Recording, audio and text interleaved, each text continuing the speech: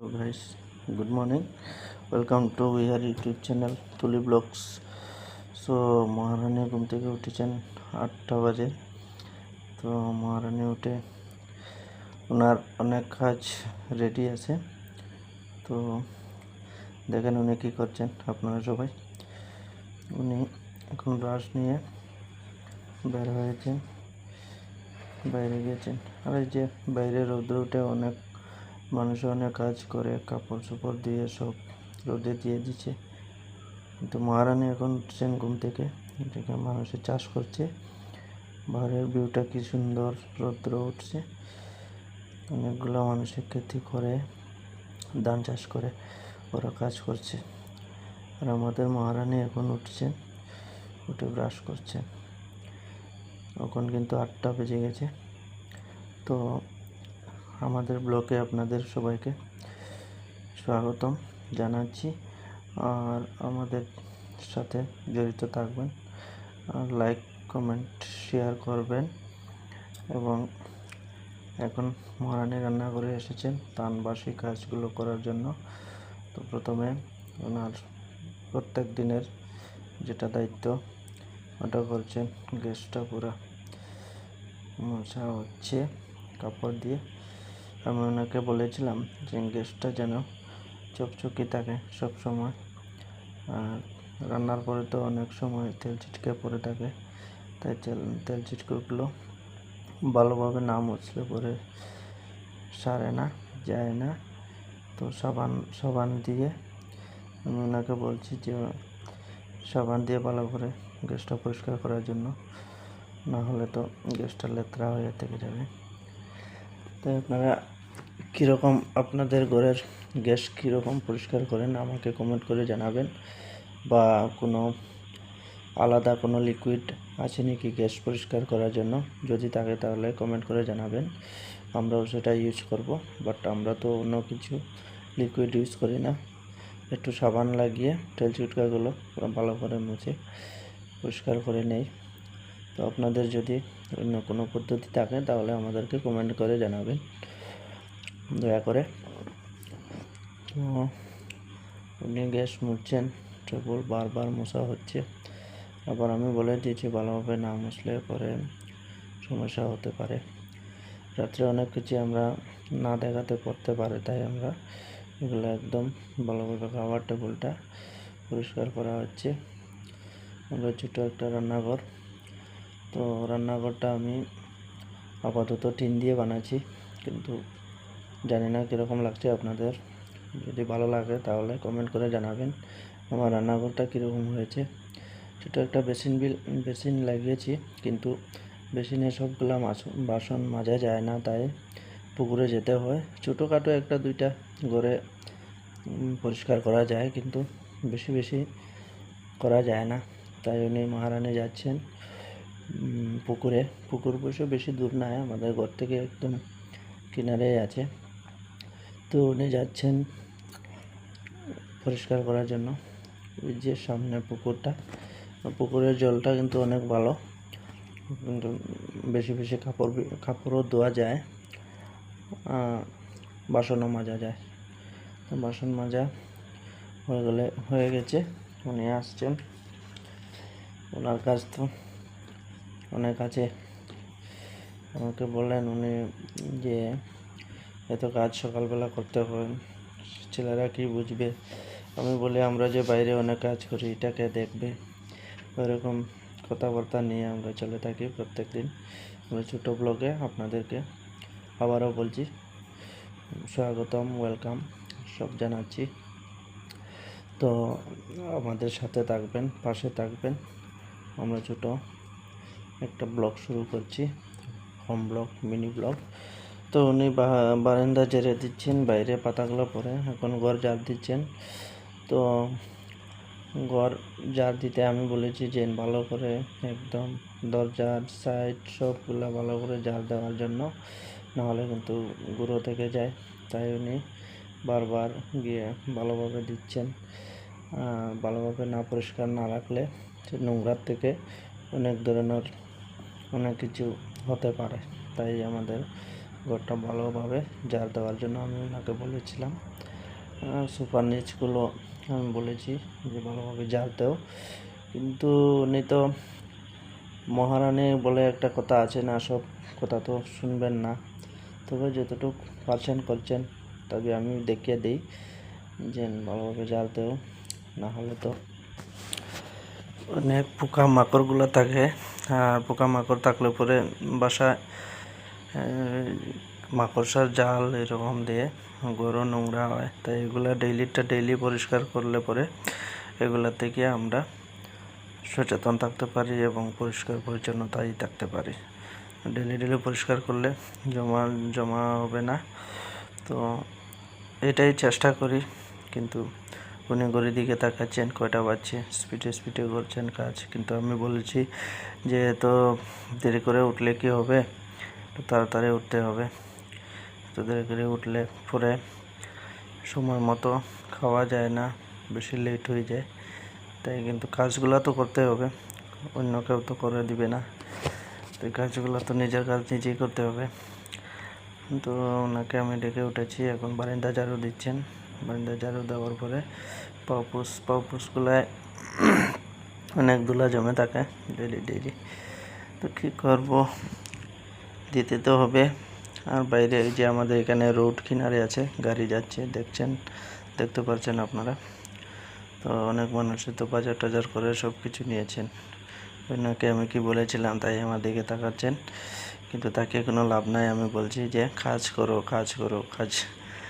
মহারানী হলে কি হলো, একটা সময় কাজের মাসি হতে লাগে, তাই করতে হবে, এরকম বলছি আর। তো অনেক সময় মুখ কীরকম করে বসে থাকেন, জেনে তো কাজগুলো করতে হবে একা। আমি বলছি এটাও তো কিছু করার না, এটা নিজের কাজ নিজে করতে হবে।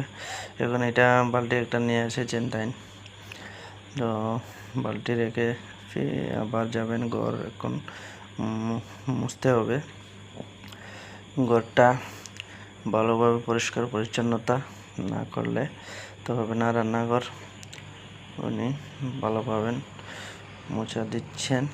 আপনারা কীরকম মুছেন বলবেন। আমি তো লাইজল কোনো সময় একটু সার্ফ দিই, কোনো সময় লাইজল দিই। লাইজল দিয়ে পরিষ্কার করলে সুগন্ধ থাকে, আর কীটাণুগুলো থাকলে পরে সব মারা যাবে, তাই আমি লাইজল ইউজ করি। আপনারা কি ইউজ করেন আমাকে বলবেন, কমেন্ট করে বলবেন আমাদেরকে, তো আমরাও ইউজ করব। আর ফ্লোরের মধ্যে অনেক দাগগুলো থাকে যায়, কিন্তু ওই দাগগুলো তো আমি কোনোভাবেই সারাতে পারছি না। আপনারা যদি কোনো আইডিয়া বা কিছু থাকে আমাকে বলবেন, কমেন্ট করে বলবেন যে ওই জিনিসগুলো দিলে চকচকে ব্ল্যাক হবে ফ্লোরগুলা। কিন্তু আমাদের তো ডেইলি মোছা হয়, কিন্তু স্পটগুলো যায় না। স্পটগুলো যাওয়ার জন্য কি করতে হবে এটা তো জানি না, কিন্তু বলবেন আপনাদের যদি কিছু জানা থাকে তাহলে আমাদেরকে কমেন্ট করে জানাবেন, আমরা তাই কমেন্ট অনুযায়ী কি লাগবে দেখবো, আনবো। তো ওনাকে বলছি সুপার নিচ থেকে ভালোভাবে দেওয়ার জন্য। উনি তো মহারানী বলে কথা, তাই ওনার তো কোমরটা তো নামেই না নিচে দিকে। তো কি করব, উপায় নাই, যতটুক হচ্ছে ততটুকুই ভালো। আমি বলছি যে এই আমাদের এখানে একটা ক্ল্যাম কাট আছে, এটার নিচে দিকে ভালোভাবে জারের হ্যান্ডেলটা দিকে ঢুকিয়ে ভিতর থেকে আনার জন্য। তো উনি আর শুনছেন, করছেন ওইটাই। এদিকে আমি বলছি গোদরেজের নিচ দিক দিয়ে ভালো করে আনার জন্য বলছি, কিন্তু কাজ হচ্ছে বলে কথা।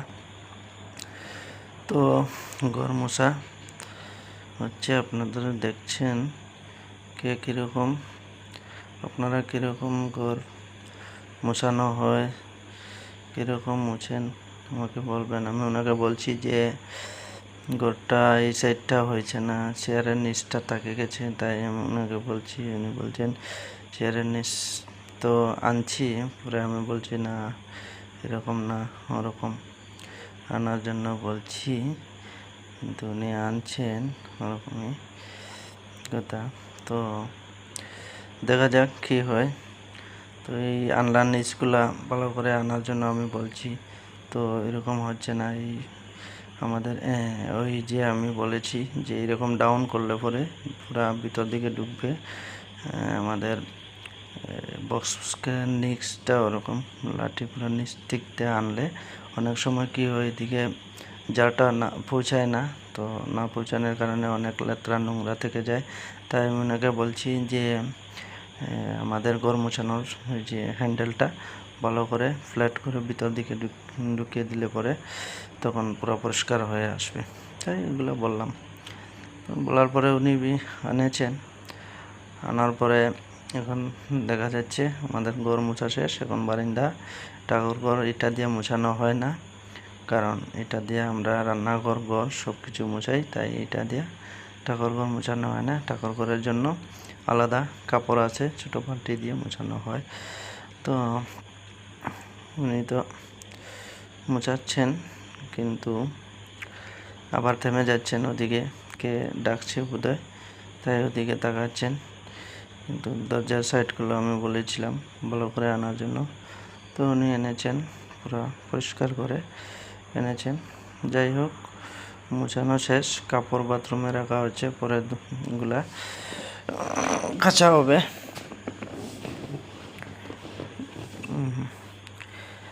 তো আপনারা ডেইলি কী কী কাজ হয় আমাকে জানাবেন, কমেন্ট করে জানাবেন। আপনাদের করে কি এরকম কাজ হয় কি না হয় আমাকে কমেন্ট করে জানাবেন। আমাদের তো একটু কাজ সকালে করতে হয়, উনি মহারানীকে তো সব করতে হয় কাজ নিজে নিজেই, কারণ ওনাকে মহারানী তো আর কেউ বলে না, আমিই বলি।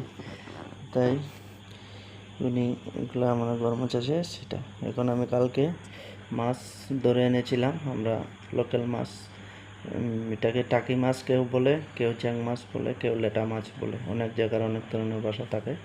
তো আমাদের এখানে বিশেষ করে এগুলো মাছ চ্যাং মাছ কয়। তো আমি কালকে রাত্রে অল্প ধরেছিলাম এখানে জাপ দিয়ে। ট্যাংরা মাছ উনি বানাচ্ছেন।